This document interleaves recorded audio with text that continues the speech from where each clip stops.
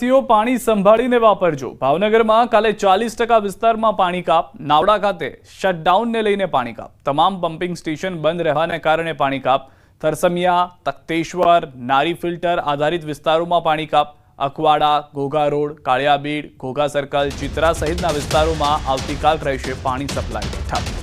તો ભાવનગરથી આ મહત્વના અને મોટા સમાચાર કે જ્યાં આગળ પાણી ફિલ્ટરને લઈને આ પરિસ્થિતિ થઈ હોવાની જાણકારી છે।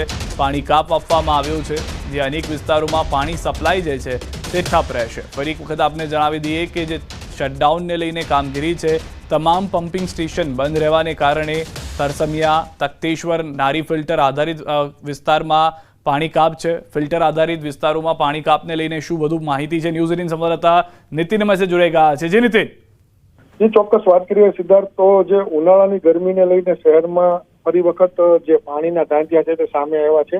આવતીકાલે ભાવનગરના એવરેજ 40%નો જે વિસ્તાર છે ત્યાં પાણી કાપ રહેશે અને આ અંગેની માહિતી જે સૂત્રોમાંથી પ્રાપ્ત થઈ છે તો તેમાં જાણવા મળ્યું છે કે નાવડા ખાતેનું જે કામકાજ છે, રિપેરિંગ કામકાજ, તેને શટડાઉનને લઈ અને હાલના તમામના જે પમ્પિંગ સ્ટેશનો છે તે બંધ રહેવાના હોય તેને લઈને શહેરના એક તરફની વાત કરીએ તો તરસમિયા, તખ્તેશ્વર, નારી ફિલ્ટર આધારિત જે વિસ્તારો છે ત્યાં પાણીનો કાપ રહેશે।